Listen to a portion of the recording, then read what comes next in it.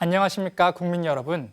미래한국당 비례대표 후보 미디어 스타트업 기업인 김보람입니다.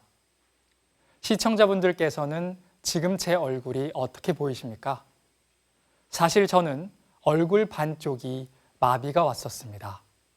학창시절 봉사활동을 하다 전염된 바이러스에 의해 안면신경마비에 걸려 얼굴에 후유증이 남게 되었지요. 하지만 저는 주눅들지 않았습니다. 제 꿈을 향해서 최선을 다했고 그 노력을 인정받아 제가 오늘 감히 이 자리에 설 수 있게 됐습니다. 제가 한 청년을 만난 이야기로 오늘 연설을 시작해 볼까 합니다. 그분과 나눴던 대화는 제 가슴에 깊은 여운으로 남아있는데요. 그 청년은 행복해지고 싶다고 했습니다. 그런데 그 행복이 엄청난 성공이라든지 부귀영화라든지 이런 것들이 아니었습니다.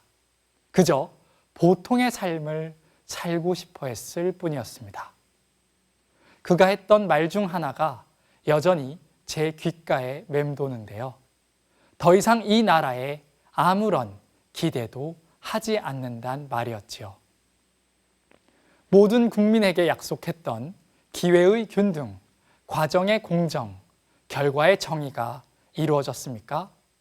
여러분, 정말 이루어졌다고 생각하시는지요? 청년들은 촛불을 들어 세상을 바꾸는데 그토록 뜨겁게 동참했지만 변한 건 없이 오히려 퇴보한 상태에서 여전히 고통받고 있습니다. 바로 그 시점에 제가 돌아보게 된 것은 이러한 청년들의 목소리를 대변해 줄 수 있는 사람이 보이지 않는다는 것이었습니다. 그리고 바로 거기에서 제가 무엇을 해야 할지 답을 구했습니다. 제가 생각하는 청년 문제는 딱 한 줄로 요약할 수 있습니다. 어제는 힘들었고, 오늘은 답답하고, 내일은 암울하다는 것입니다. 노력만큼 결과가 뒤따르지 않는 우리 사회의 구조적 현실, 꿈과 희망을 포기당하는 N포 세대, 수많은 청년들의 상실감과 박탈감은 커져만 가고 있습니다. 힘들어하지 말자, 내일은 더 힘들어, 이런 식으로 서로 위로하는 게 지금 대한민국 청년들의 현실입니다. 청년들이 원하는 시대 정신은 정치권의 근본적인 변화입니다. 제도권 정치가 기득권을 내려놓고 청년들의 외침에 귀 기울여야 합니다. 대한민국 보통 청년들이 무엇에 분노를 하는지 무겁게 받아들여야만 합니다. 그 정점은 바로 조국 사태였을 것입니다. 조국 사태는 보수와 진보의 문제가 아니었습니다. 지켜야 할 기본적인 윤리였습니다. 공정과 정의를 외치던 민주당이 거짓과 위선으로 조국을 감싸고 나섰을 때 국민들은 분노를 넘어 절망감을 느꼈습니다. 일자리 얘기를 좀 해볼까요? 청년들이 일자리가 없어 좌절하고 있습니다. 이 정권 들어 청년 실업자가 더 많이 생겼지요. 최근 3년 동안 사라진 풀타임 일자리가 무려 118만 개나 됩니다. 기업이 어려워졌기 때문인데요. 기업이 왜 어렵습니까? 정부의 과도한 규제 때문입니다.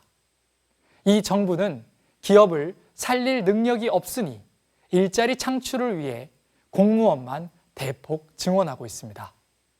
현 정부 임기인 2022년까지 공무원이 17만 4천 명이나 늘어납니다. 이 경우 국가 부담 공무원 연금액은 92조 원이 추가로 더 들어갑니다. 이 돈 결국 우리 국민이 갚아야 할 세금입니다. 좌파 정권 시절 공무원을 대폭 늘렸던 아르헨티나, 그리스, 베네수엘라, 지금 전부 어떻게 되었나요? 판단은 국민 여러분께 맡기겠습니다. 정부가 세금으로 국민의 호주머니를 채워주겠다는 복지 역시 포퓰리즘입니다. 국가 채무는 빠른 속도로 증가하고 있는데 정부는 선심성 현금 지출에 나라 돈을 함부로 쓰고 있는 것입니다. 포퓰리즘은 세금 폭탄과 재정 파탄이라는 유산으로 미래 세대에 전달될 것입니다. 경제가 정말 심각합니다. 다들 기억하시죠? 시장 상인이 문재인 대통령을 앞에 두고 경기가 거지 같아요 라고 했습니다. 이게 바로 나라의 경제 현실을 단적으로 표현하고 있는 말입니다. 피와 땀으로 일으켜 세운 대한민국의 경제 기적이 단 3년 만에 무너져 내리고 있습니다. 이 정부의 경제 아젠다인 소득주도 성장, 여기다 최저임금 인상, 주 52시간제, 결국 이런 것 때문에 민생 파탄 난 거 아닙니까? 정말 한 번도 경험해보지 못한 나라입니다. 다시는 경험하고 싶지 않은 나라이기도 하죠. 이 정권 언제까지 두고만 보시겠습니까? 제가 정치를 결심한 이유는 미래 세대인 청년들에게 빚을 유산으로 남겨주어서는 안 된다는 간절함 때문입니다. 저는 미래한국당의 대변인이기도 합니다. 미래한국당이 그 일을 하겠다고 약속드립니다. 필요하다면 싸우고 이 정권을 심판하고 올바른 정책을 세워 청년의 미래를 지키겠습니다. 미래한국당은 청년센터를 만들어 각 지역 청년들과 머리를 맞대고 지역 갈등 해소와 균형 발전을 도모하겠습니다.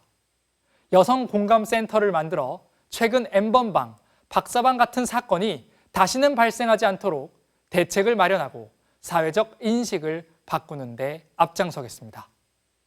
출산, 육아, 업무로 워라밸이 깨져버린 워킹맘들에게 먼저 다가가 앞장서서 소통하겠습니다.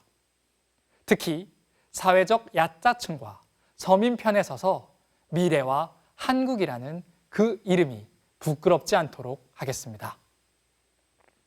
국민 여러분, 대한민국이 위태롭습니다. 대한민국이 휘청거리고 있습니다. 이대로 가면 IMF보다 더 큰 위기에 직면할지도 모릅니다. 이제라도 막고 바로 잡아야 합니다.